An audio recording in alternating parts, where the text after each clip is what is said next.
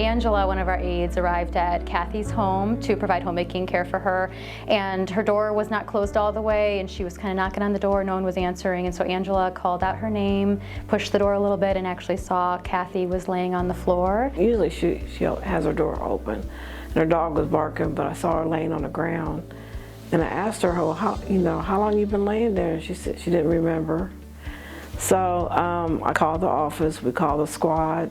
And so they arrived, they took a look at her, and they decided right away she needed to be taken to get some care provided for her. They didn't know how long she'd been laying on the floor, and there was a lot of concerns about some injuries that it looked like had happened to her leg. And then Angela called our office back and said, "I'm not sure what to do next because there's a dog here." It was so sad because her dog, when they took her out, he was just staring on the sidewalk, just looking all sad.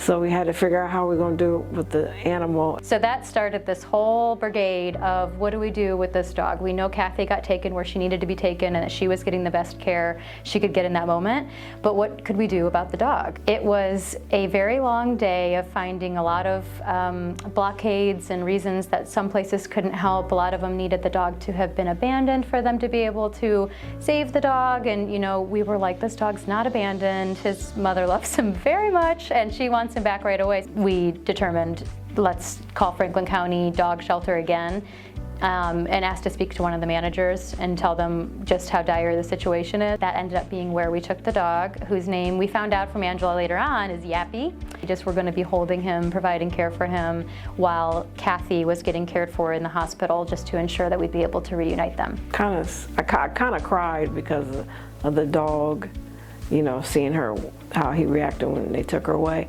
And then when I took him to the shelter, I cried when they took him away. But he seemed like he was happy, so that made me feel better.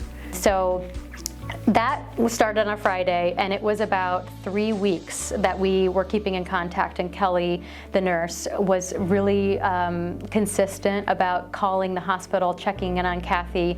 All that time she's going through all of this, her number one question, where's my dog? Where's Yappy? Is Yappy okay? And it felt very comforting for her and for us to be able to tell her, he's safe. We're calling Franklin County Dog Shelter. The next barrier that we hit is she didn't have any transportation. We talked with our transportation services here at Life Care, and I said, hey, is there any way you guys could pick Kathie up from her rehab center to bring her back to her apartment? And it was all hands on deck at that point. They set up a driver to go pick her up at a certain time. The way it kind of works in our department is like when there's a crisis, just whoever's there kind of steps up to handle it if at all possible.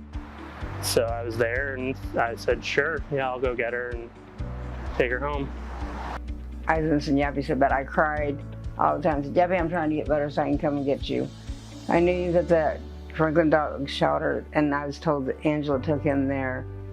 So it was in good hands. I didn't have nothing to worry about, which made me I was able to focus more on myself.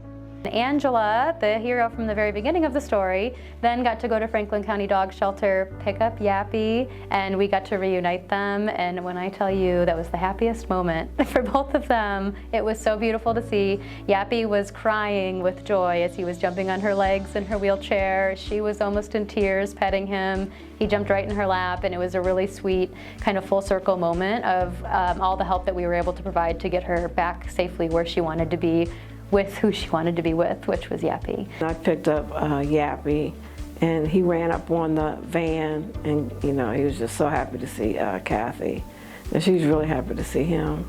Oh, it was awesome. I was getting out of the Meals on Wheels van, came to the nursing home to pick me up, which was awesome because I didn't have no other ride. And then we pulled up out there, and here come Angie with Yappy, and he ran up to me, of course. I think this is a perfect example of how being there matters, because we were there every step of the way for Kathie and for Yappy. I mean, being there matters doesn't just stop for the older adults and the community members that we take care of. It extends to what's important to them. In this particular instance, her dog is her lifeline, and we recognize that, we respect that. Our agency's motto is being there matters, and this is a situation where I had the opportunity to be there, and it seems to have mattered, so.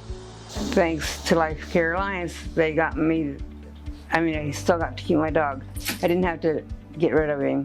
And I'm so appreciative of the people that work for Life Care Alliance, and they were very all professional. Like I said, there's so many words. There ain't a word to say, you know, exactly how I feel about all the help that you guys have done. And she's doing great. I don't want to cry. So I'm grateful for everything that you guys have done, and everyone that has come here to help me has been wonderful.